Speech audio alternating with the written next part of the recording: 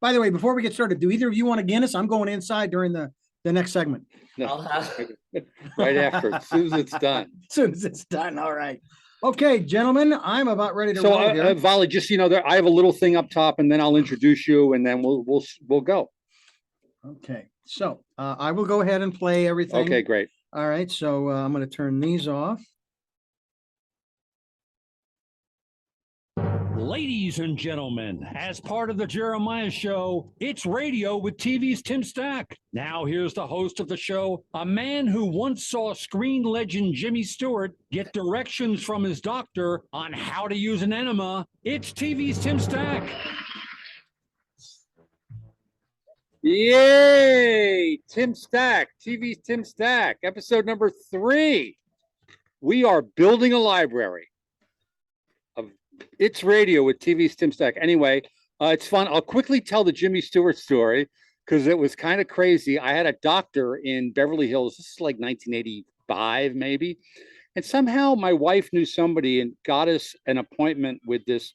He was a very waspy LA country club kind of doctor named Dr. William Weber Smith. And he treated all the stars.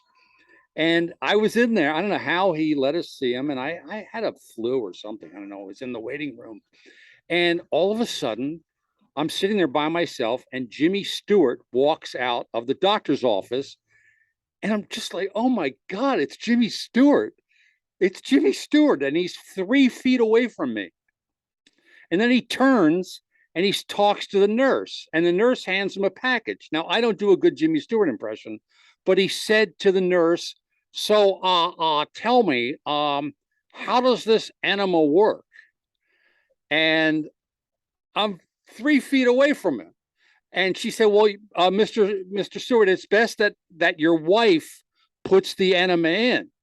And he said, are you telling me I've got to ask my wife to do this?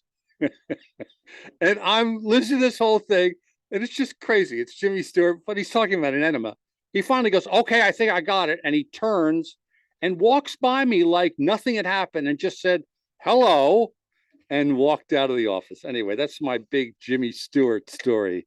So I'm very excited to have an old friend and a guest and a very talented comedy writer as a guest today. I'm gonna introduce him on the other side of this clip because I think this clip represents maybe our best work together. So I'm going to leave it at that. And Dr. D is going to play the clip. It's bad enough we have no customers today because it's a holiday and everybody's with their stupid families. But then this drunk guy gets up and he kicks us off the stage. Chicks and ducks and geese that are scurry. When I take you out in the Surrey. When I take you out in the Surrey with the fringe on top. Oh, what a treat. Usually when Mr. Stack gets drunk and forces his way into a stage, he does my Fair Lady. Oh, the wheels are yellow, the upholstery's brown, the dashboard's genuine leather. Okay, we'll get a little drum roll. And here he is. He's a producer, writer on shows like Modern Family, 30 Rock, Mixology. I've never heard of that. Anyway, you can tell me about that. Trophy Wife, My Name is Earl, which we're going to talk a lot about. He's the co-author of the book, The Ridiculous Race, 26,000 Miles, 2 Guides, 1 Globe, No Airplanes, Paperback. And he also has a new graphic novel out online that I just hit yesterday that's so funny that I can't wait to talk about, called geniusanimals.net. And like so many of my guests, he owes everything to me. You can follow him at The Real Vali. It's Vali Chandrasekaran. Yay! Hello, sir. Oh, listen to that applause for you, Vali. I mean, it's great. We're here at the Hollywood Bowl. It's wonderful to see all these To people. see 20,000 people like that for this podcast is Come here so many years for concerts and to be on this stage in person. It's a delight. Can you imagine how many people would actually show up at the Hollywood Bowl to watch us do this? I couldn't even get family there. Your kids are young. They might listen to you and have to come. Dad's at the bowl. Anyway, Vali, welcome. Thank you. That clip was from an episode of My Name is Earl that Vali and I, well, our names are on, called Our Other Cops is On. Do you remember that, Vali? Yeah, I remember we did a Cops parody. I think did you write the first I one? think I wrote the first one, and then I guess they liked it. Yeah, it was great. And we did a second one. It was it must have been late in the season or something when They needed a story. they needed, and we must have split scenes and written it together. Like it's so long ago, but as soon as I heard you sing it, I remembered it. Yeah. Then That I was remember fun. we went off one night. We went off. They were filming. We were off. I said, "Hey, Vali, want to go smoke a cigar?" He said, "Yeah, I'll smoke a cigar." And we went off. We went about 200 yards from the set, and I guess the wind took the cigar smoke. And Greg came running down to us like, "You guys can't smoke. What are you doing?" We're at work. We're actively working. I remember. I think it was Rick, our AD, came over and Yes. said, like, "Can you guys please put this out? Yeah. Everyone is complaining." Nobody else is allowed to smoke. Why should you? So Vali, I want you to tell your story of how you got to Hollywood and My Name is Earl, and then I'll tell you my side of your story. Oh, I love this. Because I was sitting next to you on that day. So go ahead, tell your story. I was just remembering that on my very first day in a writer's room, I sat next to you, and I can't wait to hear your version of it. I wanted to be. My background is I grew up in a small town in Pennsylvania called Athens, Pennsylvania. It was right on the New York border. I graduated high school in 1999, and I desperately wanted to be a comedy writer. Like I would stay up late at night, and I would just invent reasons to be able to stay up late to watch Letterman and Conan. So I would, in order to not get yelled at by my parents, just say I was studying, and then I would just read my history textbooks or do homework or something like that. That way, I could watch those shows and be up late at night. And I had no idea how to do this. I was in the middle of nowhere in Pennsylvania. This is kind of before the internet. I didn't have an email address or anything like that. And I remember going to one of those big books in Barnes and Nobles that are like profiles of 50 colleges by Barron's, and Yeah, sure. flipping through it and seeing this one entry saying that the Lampoon at Harvard seemed to feed a lot of writers to the David Letterman show. And it was the first time that I never even occurred to me, the first time I ever thought like, oh, Dave's not just sitting at that desk coming with all of that stuff up in real time. He doesn't come up with 90 minutes a night. I have and watch everybody's movies and read everybody's book and have banter with Paul. And immediately I was like, that's what I want to do. Like, I never wanted to be Dave. I wanted to be the guy who wrote Does It Float? Or like went down to the Rupert's Deli and came up with Right. those bits. And this was even before YouTube, so I never even seen older stuff. Like I remember coming to My Name is Earl, and you would tell me like, "Do you remember Brother Theodore?" And I would say, "What? I've never heard of Brother Theodore." And everything was getting uploaded to YouTube at the time, and you would show me all these amazing bits of people who were on the show before. That kind of they were such weirdos that Dave probably couldn't find them again afterwards. Right. So I went to college. You went to Harvard. I went to Harvard. I still didn't know how to become a comedy writer. I studied computer science like a good Indian boy. I graduated from college. I wanted to move to LA, but I just, I still didn't really know how to make it. So I got a job at this company called Boston Consulting Group. It's a strategy consulting company. I worked there for a year and a half, and I still can't really tell you what they do. But there's companies like McKinsey and Bain and BCG, but they had an office in LA, and I got a job there. And I would go there, and the fun thing about that job was it allowed you to go to a bunch of different workplaces. There would be a project where we were at Avery Dennison in Santa Ana, and I never heard of Avery Dennison before, but they make like all of the office products and highlighters that you sell at Staples. So I'm at this place where that's their job. They're an office supply company, and they manufacture all of this stuff in, Southern California and Mexico and China. Yeah. And you're sitting there trying to figure out like, how do you help this company be profitable when they sell highlighters, which are like 9 cents each. And you're like, okay, if we can make these 7 cents each, this company will turn a profit. Or it was a weird insight into the kind of jobs that people had all over the country and all over the world. And I remember I was terrible at it and I I hated it. And I just thought like I can't live my whole life doing this, not because I didn't like the work, but because I really, really, really wanted to write jokes for David Letterman. And I Right. knew, like if I didn't take that shot, I would never be able to like sit there and just keep going to the office every day. I had to like fail at that in order to enjoy, you know. Sure, of course. But no, that's a good way to go at it. Yeah, I mean, you give it a shot. If it doesn't work, you can go back to highlighters in Santa Ana, wherever it was. Completely. And the other part of it was like the movie Office Space because I was hired as a consultant. We would come in and do this work of saying like, this is how you drop the highlighter price by 2 cents. So everybody, company, That sounds really funny. they hated us. Because I was like 22 years old. I And knew you're telling nothing about them, business, and I'm like, let me tell you something about highlighters. And they're just like, you don't know anything about highlighters, and this is the only thing I do at my work. Who are you? So it was kind of an unpleasant experience because I wanted to do this other thing, and the people I was working with just despised me with very good. so And funny. as I'm thinking about those meetings, I'm like, yeah, you're right. Why would you listen to me? Like, you should hate me right now. Right. So I had some friends who graduated a year above me, and they had just started getting work, and I would write spec scripts in my free time. And I don't know that people now they all write pilots when they're trying to break in. Yes. The time people said like watch episodes of TV shows that you love and then try and write a funny episode of that show. Yeah. I wrote a Curb Your Enthusiasm. It was terrible because I loved that show. Yeah. And then my friends told me the advice that I think is the best advice, which is this is not good enough, and you're not going to make this script good enough because you just don't have enough reps as a writer. So put it aside. In 5 years, you'll understand why this script isn't good enough, and Yes. just start writing something else. That's good advice. And it's actually the advice I give the most right now, which is this is pretty good, but it's not quite good enough yet. So try something else.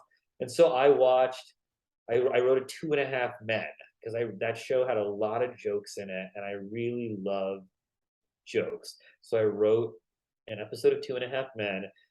I gave it to some friends, and I'd written a bunch of stuff in between. I'm skipping over a lot of steps. Yeah. I gave some friends, and my friend Danny Chun gave it to his agent and said, because he said, I think you finally wrote something that's like decent, that's good enough. He gave it to his agent. At the time, I was working in San Francisco at this medical devices company. Yeah, this is what I remember. Keep going. Yeah. And we were trying to figure out how they should enter the colonoscopy market. It was a small medical devices company. Here's a hint. Use a highlighter. That's all I knew. So of course, you call me, the guy who's just dropped the highlighter, tried and failed to drop highlighter cost by 2 cents. So they said, like, we have a couple of medical devices. We have an endoscope that goes in through your mouth. But colonoscopes are a big market, and we're trying to figure out, should we develop our own or should we buy another small company? And as part of this figuring out how they should attack this problem, my boss told me, like, Vali, can you try and figure out how many colonoscopies are going to happen in the United States and in the European Union for the next 10 years? Okay, give me 5 minutes. Yeah. So I just built this gigantic Excel spreadsheet. I'm working on it. I'm in this windowless conference room in San Francisco. I'm staying at a nice hotel. I'm staying at the W Hotel, and it's fun to be in San Francisco when you're young. But I knew a couple people there. But you can't call your friend every night to hang out when you're there for several months. So I'm not loving this job. My script is out, and the agent that my friend happened to give it to, he happened to have staffed all of his other writers that year. And it was 2 weeks after upfronts, which I don't know that matters anymore. But upfronts, for people who don't know, is every year all of the TV networks announce their fall schedule to all the advertisers. All right, it used to be a big deal. It used to be a big deal, and everybody used to get hired right in those next 2 weeks. And that's when you would know if you're working for the next year. Yeah. It's a really stressful time for a writer. I didn't know anything about this. My agent happened to have staffed everybody else, said, I'll take a flyer on this kid. I started going on meetings. I told my boss, because I was in San Francisco and I kept coming back to LA, that I had to go to doctor's appointments. He was like, ironically, for a colonoscopy. Yeah. He was like, you're 21-year-old. Like, what kid has to see the doctor this frequently? Are you dying? But I didn't want to tell him, because I was like, if they know I'm trying to quit, I'm going to lose this job. And then I won't be a TV writer and I won't have my current job. My sister graduated from high school around that time. And my family had never been on vacation to Europe. And my dad and mom were taking the two of us there. And it was a big deal. So I flew home for my sister's graduation, and I didn't tell them I wanted to be a TV writer either. And I got off the plane and I tell them, like, I'm so excited to be here for Suma's graduation, but I can't go to Europe. I don't have a TV job, but I might get a TV job. And apparently they all start like next week. So my agents told me, I have agents, by the way, my parents don't know anything that's happening. I kept it all a secret. I said, like, if I get a job, it's going to start next week, and I can't be in Europe and say I'll show up later. So is it okay if I don't go? And my parents, because I was so risk averse, like I got a computer science degree, I had this job, and I said, if it doesn't work out, I'll go to business school, I promise you. And I was they could see in my face, like, I really did not want to do this. And then, so the next day after my sister's graduation, I flew back to LA. My parents went to Europe and had a great time. I started going back to work. I had a vacation schedule, and that company was so horrible. I was like, I'm coming back to work. Nobody asked any questions of like, why aren't you going to Europe with your family? That sounds wonderful. And I was working at the doctor. Yeah, I was working for 2 more weeks thinking, like, what am I doing? I made a horrible mistake. In that time, I had met Greg Garcia. I had a blast meeting him. I'm from a really small town. The show was, my name was set in a small town.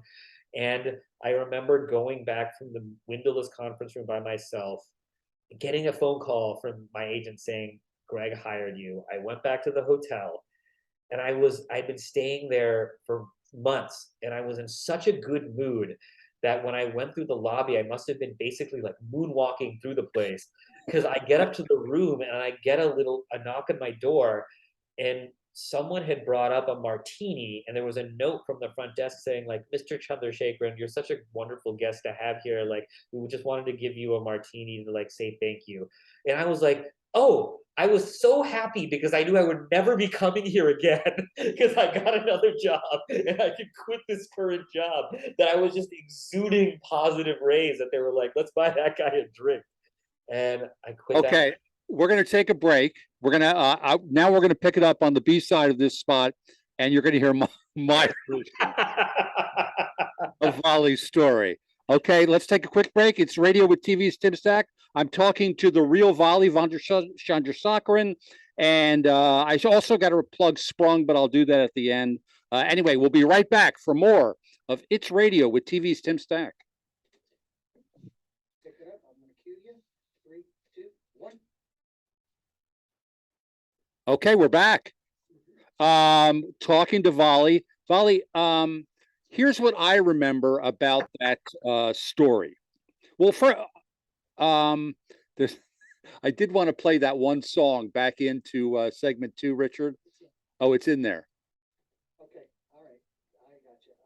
Stand by that. Okay, because this is a funny story. All right, no problem. Vali, I don't know if you remember this. There it is. Okay, stand by 1 second.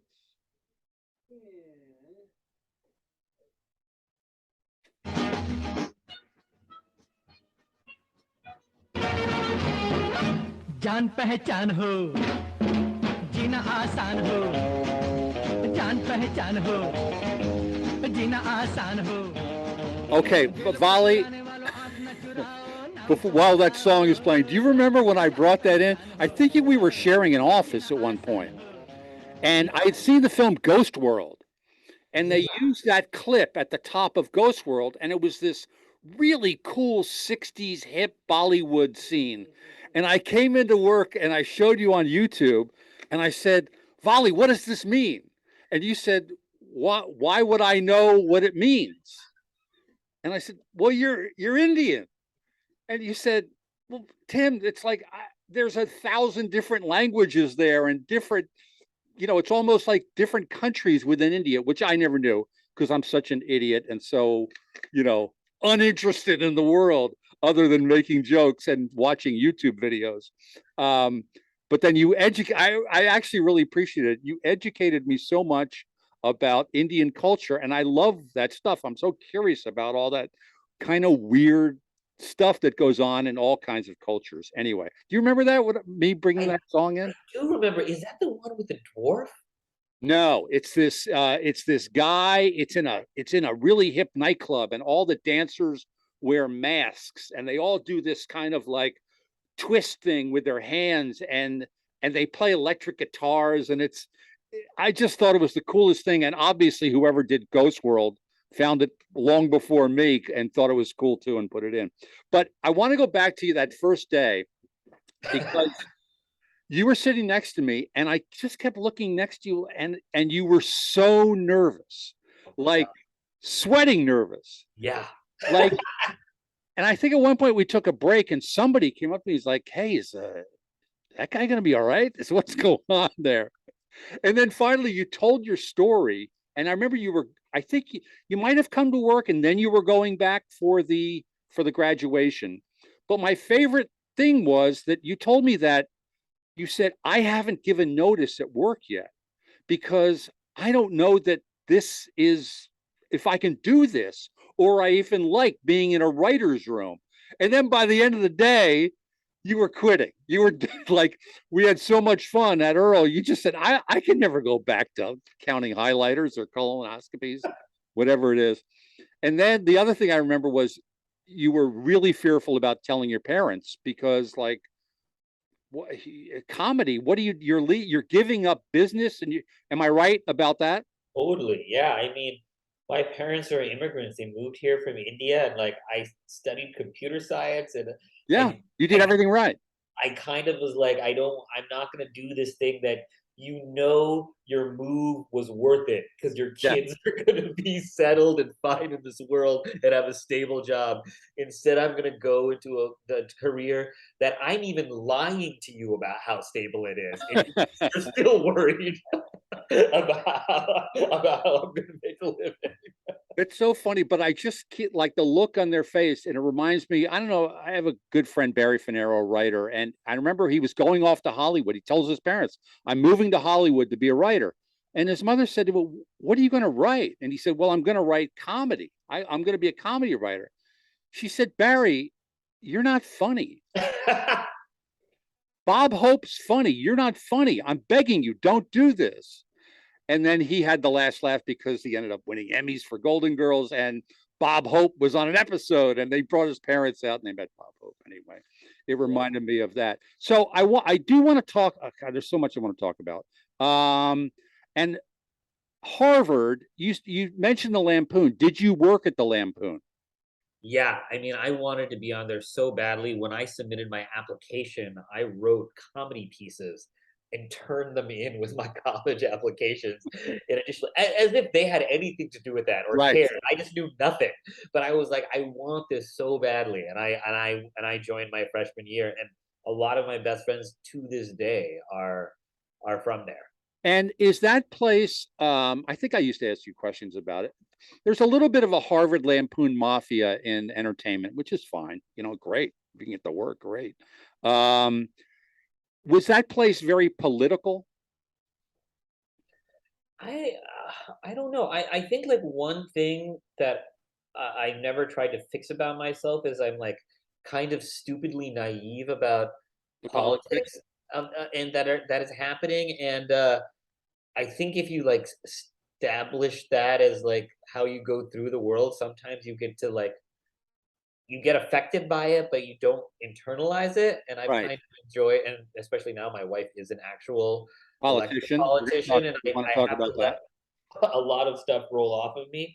But I would say the answer is definitely yes. And I think I was very nicely able to not be part of that. Yeah, what's interesting is that it's what I'm getting at is if it trained you politically, because so many shows become political. Like the short time I was at Saturday Night Live, it was very, very political there of who was in with who and different camps. And Phil Hartman used to tell me, like, he really he sort of took your attitude, which was he completely stayed away from it. And by the end of his time there, he was in every sketch. He just let his talent sort of take him up. But I was curious if it was sort of a training ground for not just writing, but also the politics. I bet it is, because you're right. The writer's room and shows are just, it's group dynamics, and you don't know who you're going to be popped in with. I've been pretty fortunate in my career. Like, my name is Earl was one of the best jobs of all time. And that the people there were so great that we didn't have to deal with it that much. But I think I'm also very fortunate in that I'm getting the sense, I never knew Phil Hartman, but I would get stories from you because, like everybody, I was obsessed with him. I like making TV fine, but what I really love is sitting in the writer's room with really funny people, Yes, chopping it up about stuff. And that is, since that's what I love, I was able to, like, do that as much as I can. yeah, no, it is. It's fun if you're in the right room. It's so much fun, and you hit the right room on your first job. That was one question I wanted to ask you, because then you went from Earl, which was one room, and then you went to 30 Rock, correct? Yeah. And were they different? I'm not asking you to disperse either one. Were they different?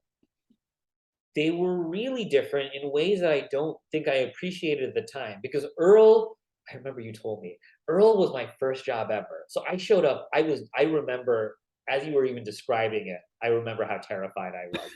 I got there, everybody was so funny right off of the bat. And I couldn't believe how funny everybody was, and just coming up with stuff on the fly. And I remember I wasn't able to think that fast. During that period, I used to try and take documents and write stuff out in advance. And I would try and say one thing before lunch and one thing after lunch. That's a great rule. That was my only way to get through the day. If I could hit that goal, and because I'm also just a naturally kind of shy person, and everyone was a big, like, funny personality. Even shy writers in a writer's room that has run well, and Greg ran a great writer's room. Everyone feels comfortable. And to Greg's credit, he pulled that out of me too. But you told me, Vali, you have no idea what a great room this is. Like, the fact that it's so nice, and we understand the show, and the cast is great, and people like the show. This never happens.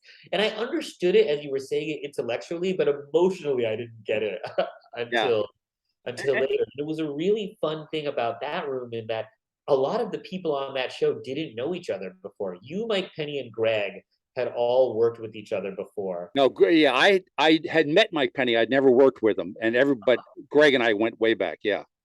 And then everybody else was new to that world. So it was us finding out about each other. Yeah, it was really fun. And that was season 1. And then I joined 30 Rock in season 4, and I was a huge, massive fan of that show. I loved it, the comedy of it. And I joined there, and I knew one person there who was a friend of mine, but I didn't know anybody else.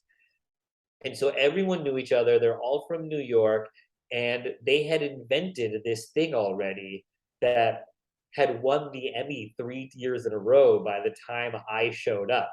And so I showed up in season 4, and I was trying to fit into that world. And it was a very Saturday Night Live world. And I was scared. Like, I moved from LA to New York. I was engaged, but not married then. So I didn't have a family to worry about.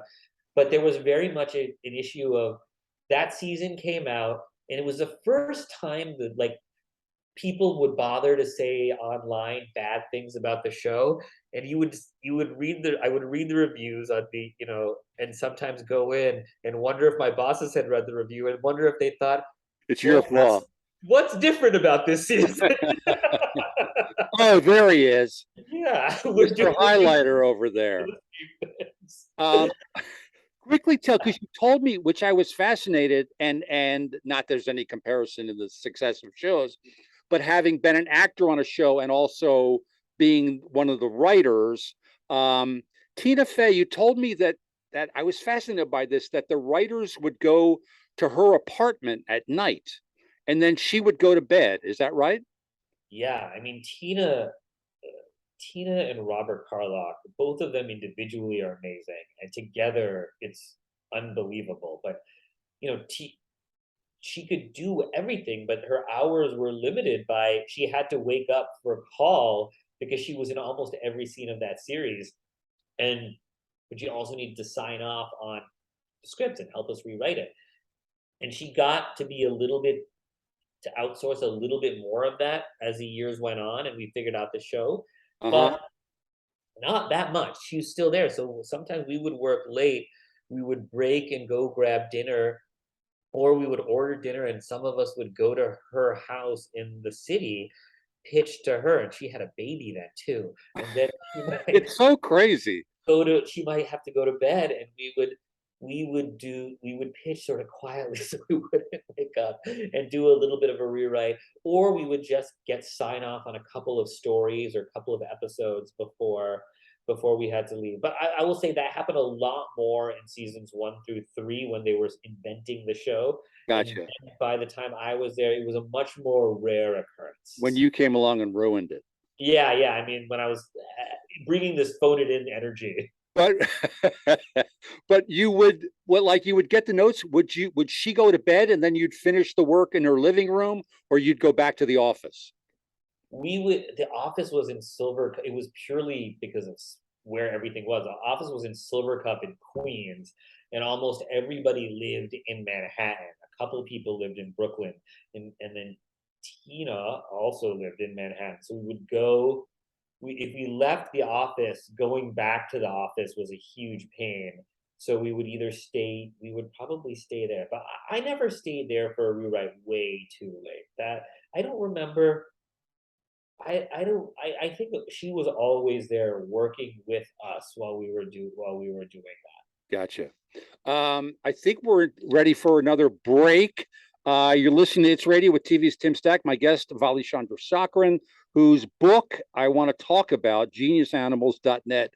It's so funny, Vali. We're going to talk more about it, but it's just, I really I was so pleasantly surprised, not surprised, but just, it wasn't just like, oh, this is really good. This is really good. I was really blown away, like laughing out loud and just amazed at the artwork and the thought that went into it. But we'll talk more about that. We'll take a break and we'll be right back. Completely not true. Jack was nowhere near that meeting. He wasn't even in New York because he was off with his girlfriend, leaving me in charge. So take that, Liz. You played that clip already? That was so easy. Like taking candy from one of those guys who gives out candy at gay nightclubs. Don't say anything. I'll give you Kenneth. Well, as enticing as that is, I'm straight now. And I think that my future father-in-law needs to hear about Jack's little... I was going through clips of 30 Rock, and just Will Arnett on that show just killed me. He just put me away of that character and did his wife was Jack's daughter, is that right? His wife, I think it was, or the chairman's daughter. Rip Torn's daughter. Yeah. Yes. Kathy Geiswhite was her. No, not Kathy Geiswhite. That's the woman who does Kathy. Yeah, but I don't think the actress ever had a line. She was just there. It was so funny that Will Arnett had married her and he was gay, and it was just really. I don't think she had a line, and I believe she was an extraordinarily talented Broadway actor. That's so funny. We had an actor on Son of the Beach, Bob Ryan, his name was. He was a really good actor. He'd gone to Dartmouth and trained and had done time at the Vic in London. And he was an actor, and he played a guy, of course, Son of the Beach. He played this guy who was completely paralyzed, who punched a keyboard in order to talk to get the robotic voice. So he never actually got to speak. And he did like 17 episodes, and it was all just, but he was such a good sport. Anyway, it reminded me of that. So I want to talk about, we'll talk politics in the last segment, but I want to talk about the book. Explain the book. I take it it's free, right? Anybody can look at it online? Yeah, you can read, the whole thing is free online. There are print copies you can buy, but the book, I actually wrote that book as a screenplay when I was at 30 Rock. I was then engaged to be married, maybe even married. My wife was then living in India. We worked really long hours so that if you got out early, I stopped making plans with friends who lived in the city because I had to keep breaking plans all the time. Right, because you were working. And so then sometimes when we would finish work, we would look at each other and be like, I want to go to a bar. And we would just hang out with each other all the time. And if you didn't want to do that, I would go home and I didn't want to really go to a party, or I might want to just stay in, and I wanted to write something. And I kind of wanted it to just be fun. And I believe there was a radio show that you turned me on to, Coast to Coast with Art Bell. Oh, yeah. And I loved that show. I used to listen to it when I was in LA. George Norrie was the host by the time I started listening to it.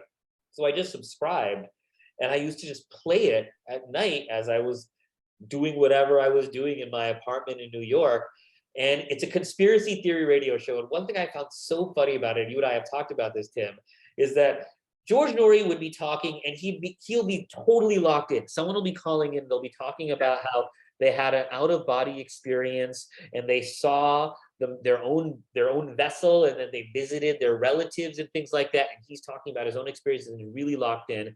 And then the next guest will be a woman who claims she's the reincarnation of the Virgin Mary. And George is interviewing her normally, but you can tell that he's like, okay, I know this woman is crazy. And I thought the idea that he had that line so funny, and he never gave it up. But it was sort of fun, the game of trying to figure out who George Norrie thinks is crazy and who he thinks is real. And it's not that easy to figure out. Like, he believes in all sorts of things.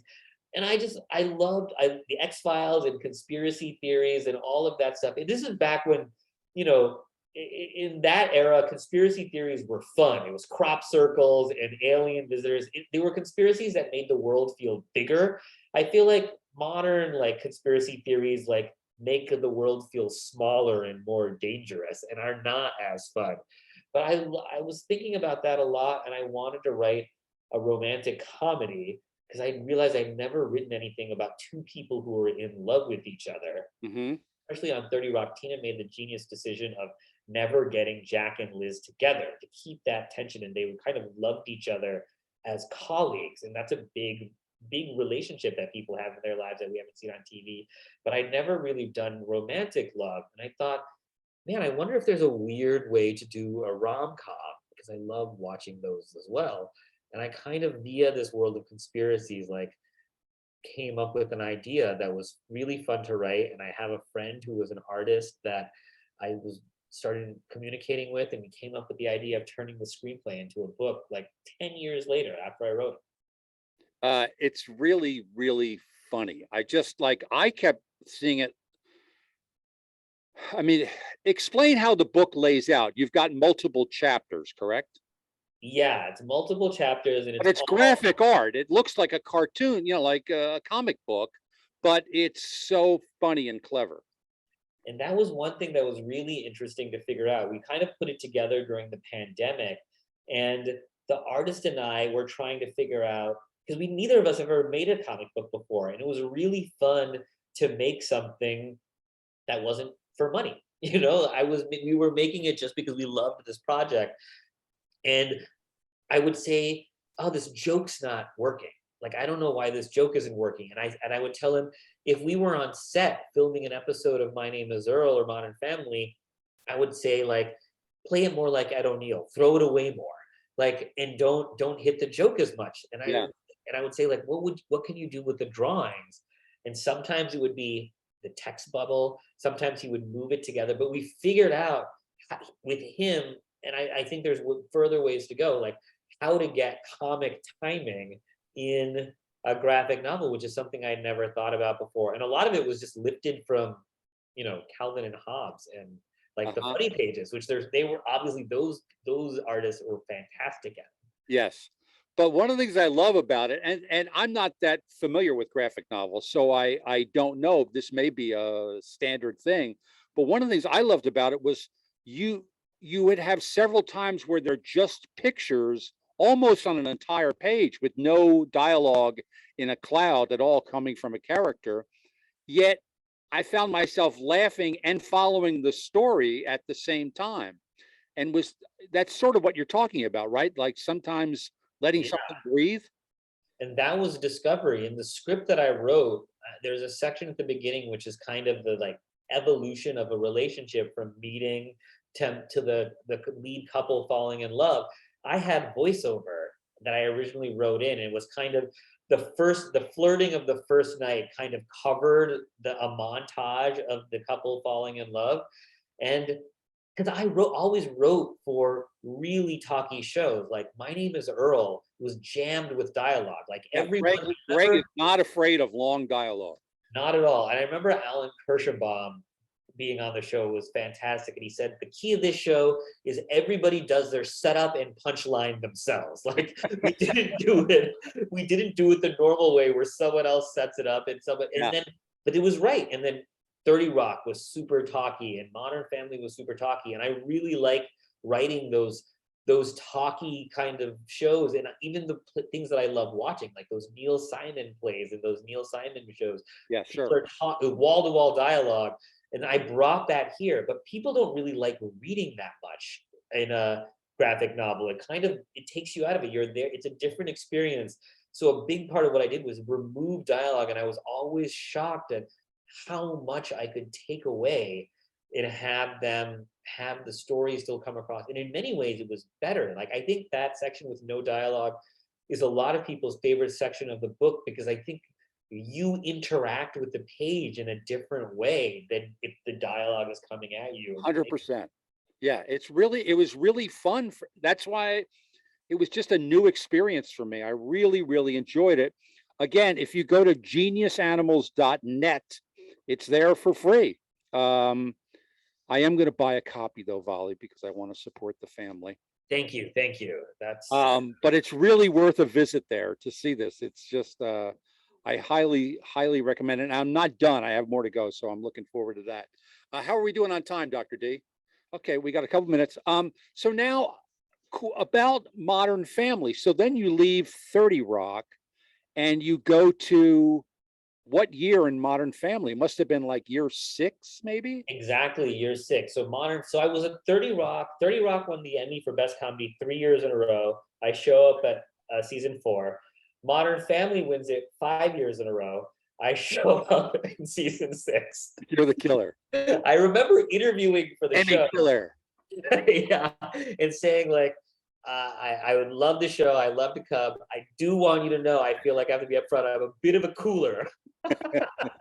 It's not a health issue. It's not anything I do on purpose. I just kill shows. Yeah, it's just, you'll stay on the air. Yeah. It's just the fun of your experiences creating it will drop significantly. Here's the good news. You won't need a tuxedo this year.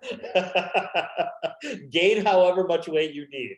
Here I am, baby. Vali's here. No tuxedo. Put that thing in the back of the closet. No, I was there. I started in season 6 and I was there for 5 years. It was an absolute blast. And I joined that show before I had kids. And I never worked on a family show before. And 30 Rock was such a heightened reality.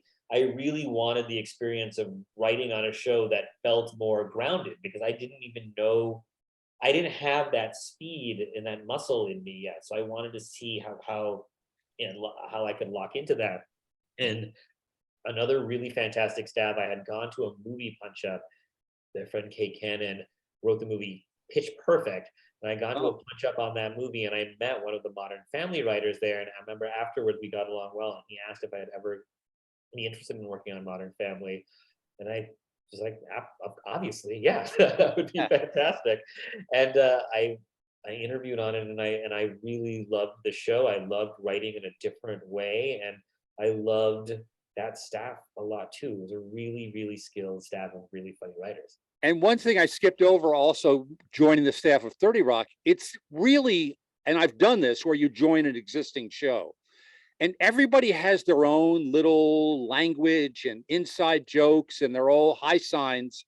And the best advice I can give anybody is like, don't try to join in. That was my mistake at Saturday Night Live. Like, yeah, I'm funnier than anybody. It's like, let these people have their high signs and their inside jokes, and you'll catch up to them. Was that your experience? Yeah, I basically now realize that it will take about a year to get any new show, which is a long time. I know it sounds like, but that's the truth of it. Like, everybody has, every group has their own dynamics, and you don't really sink into it for a year, I think. Yeah. So, okay, we're going to take a quick break. It's Radio with TV's Tim Stack. I'm talking to Vali Chandrasekaran, and we got more to talk about his book, geniusanimals.net. I want to plug Sprung right now, the show I worked on for Greg Garcia that we've mentioned his name a few times. It's on Freevee. There are 4 episodes out now. It's really funny. Vali, have you gotten to see it yet? I have not seen it yet. I'm very behind. I'm catching up on stuff, but it's on our list. I've seen the trailer, which is phenomenal. It's I gotta say, I think it's, and you've worked for him, and I just think it's his best work. Also because he directed every episode, but he really thought about the camera and about the shot, and the whole show has this very indie film feel to it, like it's shot in letterbox, yet there's comedy. They were like really funny comedy on screen. So it's just an interesting way to go, and I think it really works. So anyway, folks, you can watch that. We'll be right back with more of It's Radio with TV's Tim Stack. Come on, let's go. We're going to need a little extra time at airport security because I'm pretty sure they're going to want to pat you down.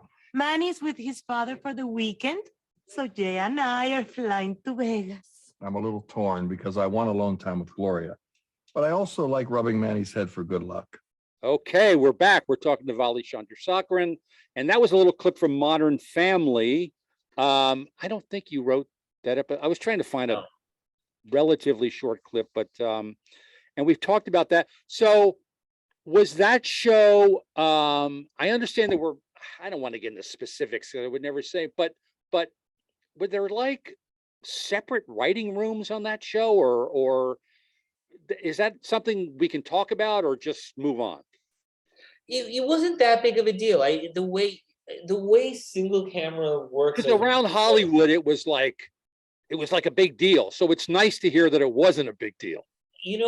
I think like production, the showrunner wants to be there all the time to watch everything, because that was a show that in the blocking and wanting to make it feel really real in the documentary feel of the show, you would want to be there to say like, this feels awkward, and just there was a lot of that show was energy of the camera movement and people moving around.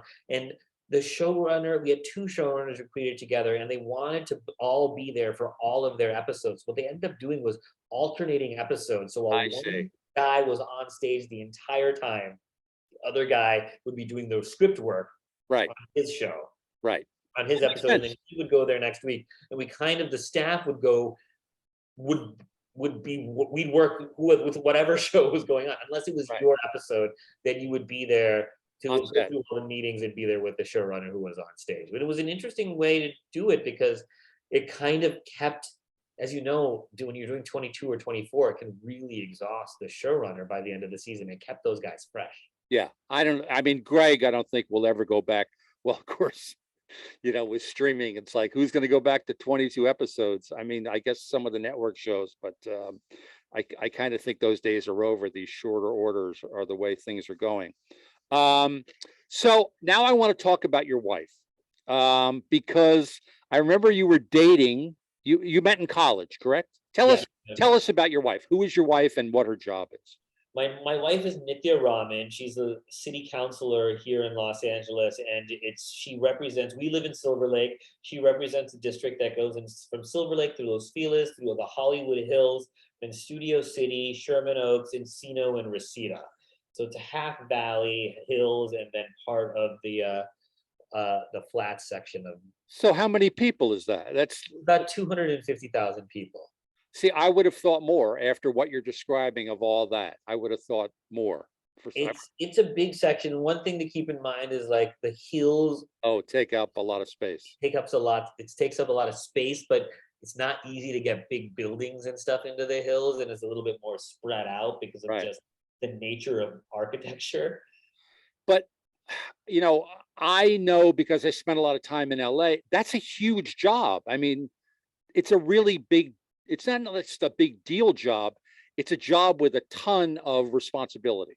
Am I right? It's a big job. I mean, LA is designed as kind of what's called a weak mayor city, in that the city councilors have a lot of say in their district about specifically over land use, and they have a lot of discretionary funding. Like nothing can get built without the city councilor deciding to giving the approval to build it. And a lot of how things are run, even her main issue is trying to address the issue of homelessness in the city, which she was doing back in college. Wasn't she an urban planning major, if I'm remembering correctly? She has an urban planning master's degree, right, from after college. Yeah, and she's even smarter than you, is what you're saying.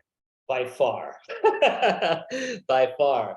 And so she's been working on urban property her whole life, and she came to LA and looked around and said, like, why are we in one of the richest cities in the world, and there's all these people living on the street? And she took a job at the CAO's office, the city administrator's office, which decides how the city's, which actually spends the money of the city, and did some research and pulled together and found out we were spending $100 million a year on homelessness in LA. This was 5 years ago. And she said, to what end? Like, where is all this money going? And it turned out most of it was going towards throwing a homeless person in jail for 3 days, throwing all their stuff out, and then letting them out again and saying, why are you still homeless? So she said, there has to be a better way. So she started this group in our neighborhood where they went around to every homeless person in Los Feliz in Silver Lake. And at first they were just talking to them and saying, like, tell us about your life, what's going on. And they learned a couple things that surprised them. One is that most of them were from our neighborhood. They had family nearby, or they had friends. That's interesting. They may have even had a kid. Families are often willing to take in a kid, but then they live on the streets, or they might have some place to go for Thanksgiving or Christmas. And the other thing she realized is that they had almost no outreach. None of them knew about beds that were opening up that they could go sit in, or places to go get food. And she invited the existing council members from those two areas to come visit, and none of them ever came.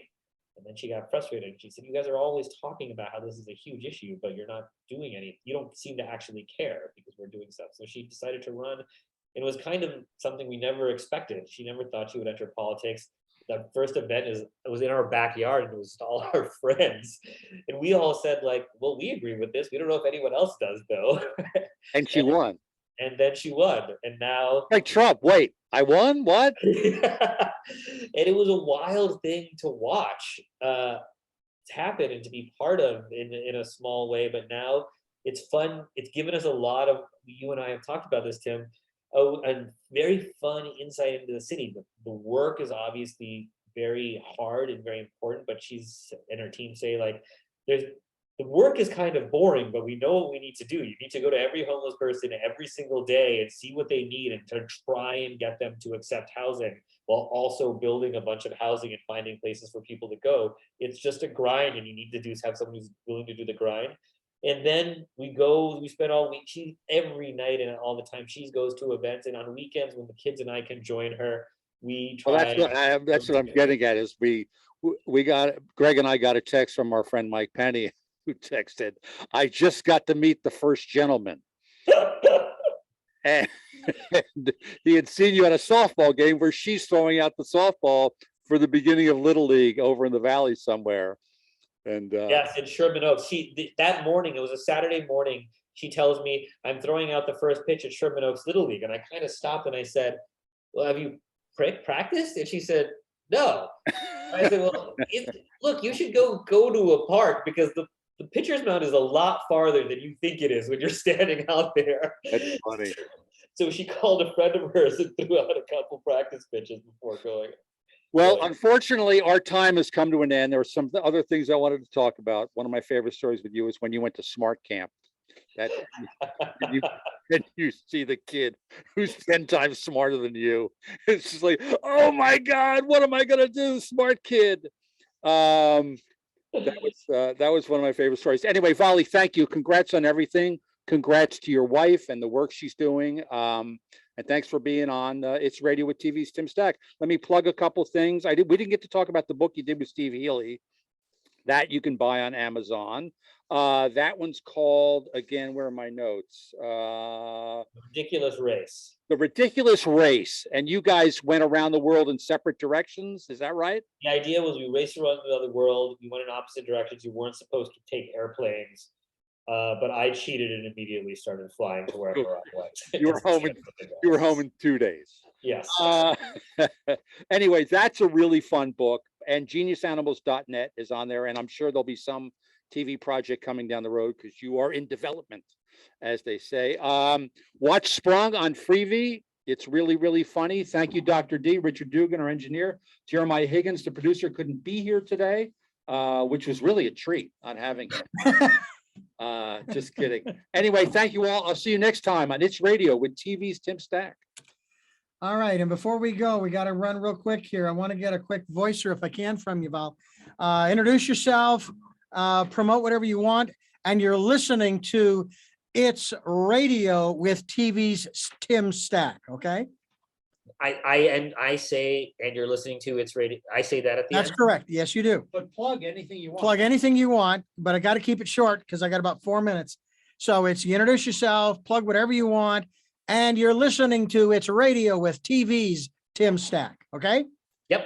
I'll count you down in 3, 2, 1.